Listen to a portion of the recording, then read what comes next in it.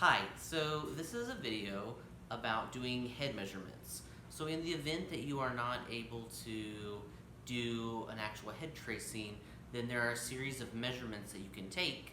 All you need is measuring tape, preferably one of these fabric ones that you can buy at a costume store or something like that. Alright, so let me show you. Let me get started. So the first one is called the head circumference. Now this is different than a hat circumference. This is for wig purposes. And so you can start at the hairline, place it at the hairline, and just move the tape along the hairline like this. And you'll match it up here, right? So up here, and put it right at your forehead there. And see, so make sure it's down here, and it comes around the ears, and then you can see that my forehead is 23 inches, which is pretty standard. It's an average size for a male. All right, and so that's the head circumference, number one.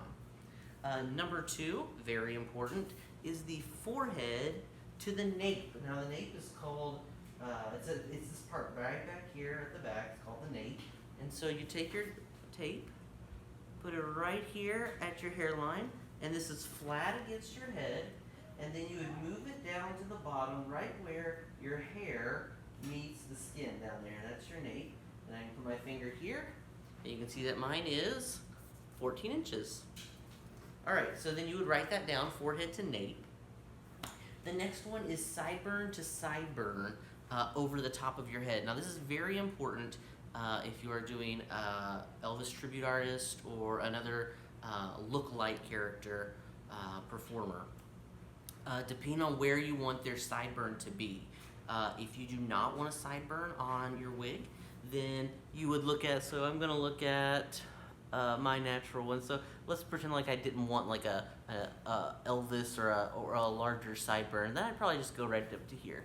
So I'm going to take it here, and it's over the top, right? So directly over the head where the sideburns are.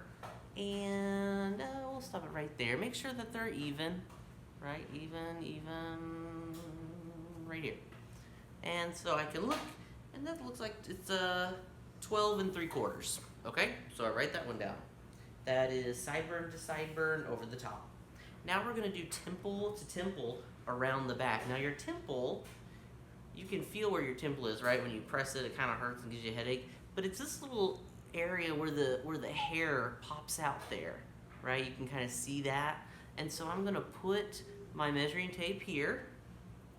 I'm going to go and make it horizontal. Try to make it as straight as you can in the back. So, you know, try not to let it sag under the lobe, but try to keep it straight.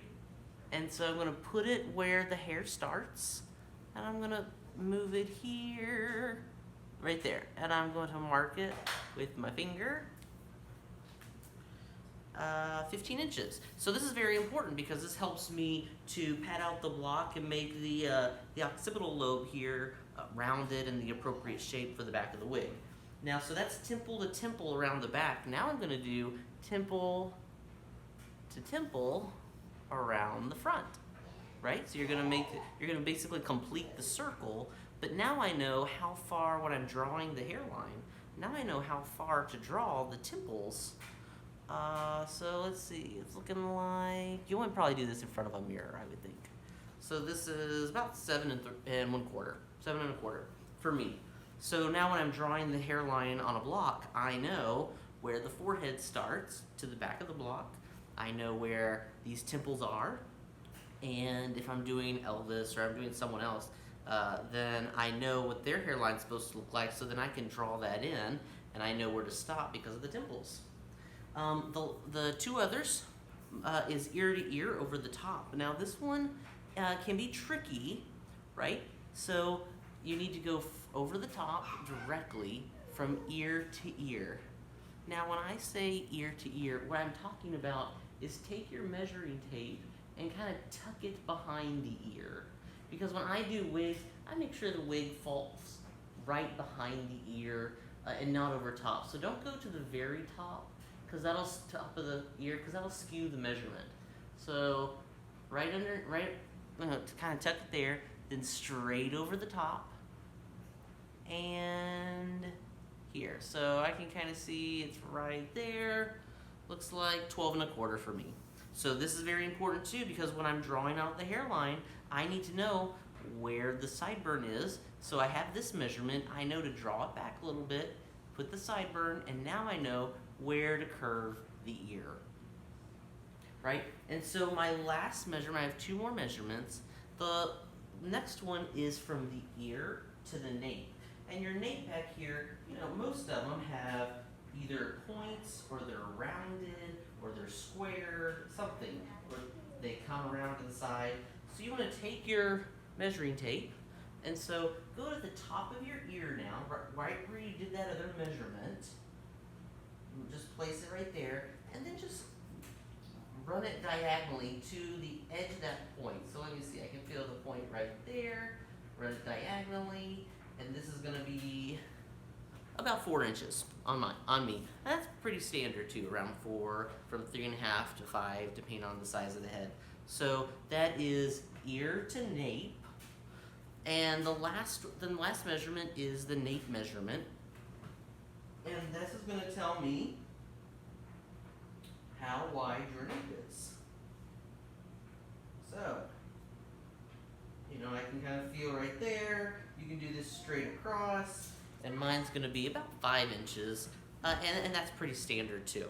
Sorry. And that's pretty standard. Okay, so that's all the measurements. So let me read them out here again for you. You want the head circumference, the forehead to nape, sideburn to sideburn over the top, temple to temple around the back, and then temple to temple around the front. You want ear to ear over the top. You want ear to nape, right, to that nape point, and then you want the nape. All right, so preferably for what I do, making wigs, I prefer the head tracing. But if you are not able to do the head tracing, or it just becomes too difficult, or maybe you don't have some assistance, then I will take measurements as well. All right, hope it helps.